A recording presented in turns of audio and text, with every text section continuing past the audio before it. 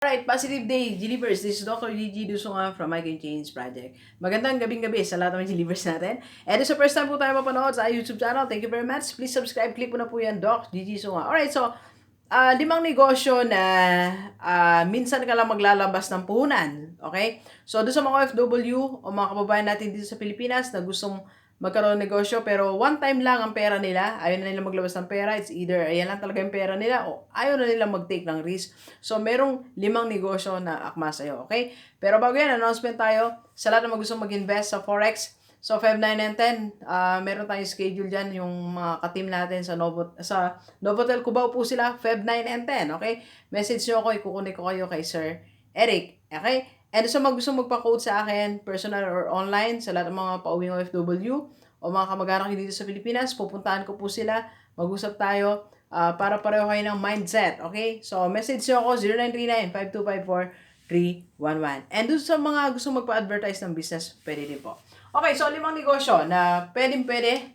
So, konti lang, minsan lang ang puhunan, hindi ka na maglalabas na iba pang puhunan, okay? Number 1 dyan, video, okay, yan. So, pag namili ka ng isang unit, yan na yan. Alright? So, I think, ang rent yan dito sa Bataan is 6,000. Pag napunta ka ng city, ay 6,000. 600. Pag napunta ka ng city, 700. So, depende po yan sa lugar nyo. So, imagine kung 3 times a week, may nagre-rent sa'yo, meron kang more than 2,000 pesos. Okay? For 1 month, 8,000 pesos. Okay? So, kaya-kaya. Kasi one time ka lang naman, mga range yan. Lahat ng to, limang negosyo, I think from 30 to 50,000 lang pwede na. Okay? So, video okay, unang-una yan. So, bumili ka muna ng isa. Pag umuunlad-unlad ka na, bumili ka na ng dalawa, di ba? So, at least may additional source of income ka. Okay, pangalawa naman ay ito, billiards table. Ito isang OFW, binila niya yung asawa niya ng billiards. Kumikita siya ng I think 2,000 a day, parang ganun. Malaki din.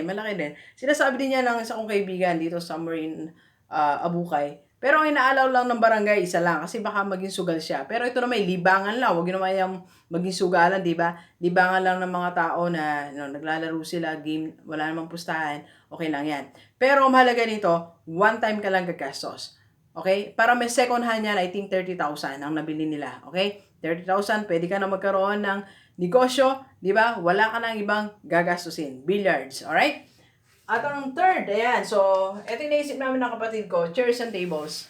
Di ba? Minsan lang kami bibili ng chairs, let's say 10 tables, mga 100 na chairs, so, sabi like that. So, diyan kami magsisimula ng kapatid ko na one time lang ang aming gasto. So, pwede mo rin ito simulan, di ba? Ang dami ngayon may occasion sa mga karatig barangay mo, di ba?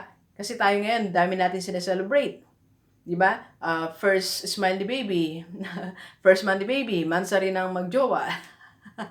Di ba? So, ang dami natin sineselebrate. So, kaya marami ngayon na nangangailangan ng chairs and tables. Alright? So, diyan ka magsimula. Okay? So, kaya yan. So, siguro mga maglalaan kami dyan, mga 20,000, 20 to 30,000. Okay? Alright. And fourth, ayan. Ito, franchise payment center. So, hindi ko alam kung exact kasi iba-iba na po yan. So, may mga franchise payment center. Like, Unified Products and Services nila ay I think 14,000 lang yan. So, if gusto mong magkaroon ng business na yan, so message mo ako, i-connect kita kay Ma'am Valerie, okay? Pwede na po yan loading, remittance, hotel booking, and ticketing. So, minsan ka lang din gagastos, alright? So, next, number 5 is, ayan, so, pwede ang vendo machine. So, may mga machine like coffee, di ba? O, minsan ka lang gagastos dyan, ilagay mo sa tindahan, mga 3, di ba? Parang, one time may nakausap ako sa Manila.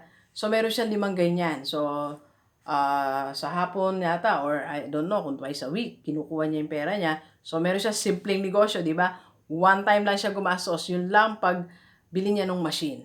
Okay? Then, continuous na ang kita niya. Alright? So, marami pa, alam ko madami pa, pero binlag ko na to. So, 5 negosyo na one time ka lang gagastos. Pumili ka na dyan. Kung meron kang 50,000 right now, so sabi ko nga, umahanap tayo ng mina natin eh. Di ba? Huwag tayong tumigil.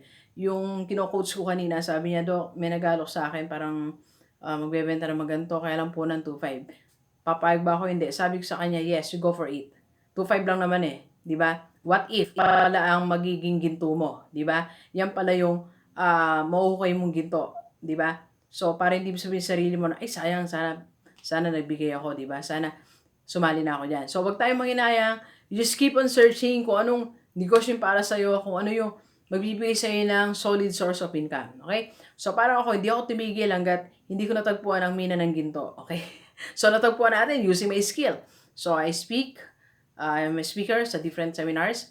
I have my YouTube channel, and I'm coaching, and I'm vlogging, and I'm advertising different companies. Okay? So, ibig sabihin po, hindi ako tumigil hanggang hindi ko natutugpuan. Marami din akong sinubukan na hindi nag-work. Wala doon ang mina. Ibig sabihin, so, try ka ng iba. So, ikaw din, try mo to. Baka yan ang simula. Lumawig ang iyong negosyo. Okay? So, please share this video sa lahat ng kaibigan natin, kahit OFW, dito sa Pilipinas, para sama-sama tayong mabago at umunlad ng ating buhay. Alright, so thank you very much, Universe. Enjoy the rest of the day, and let's go, let's go!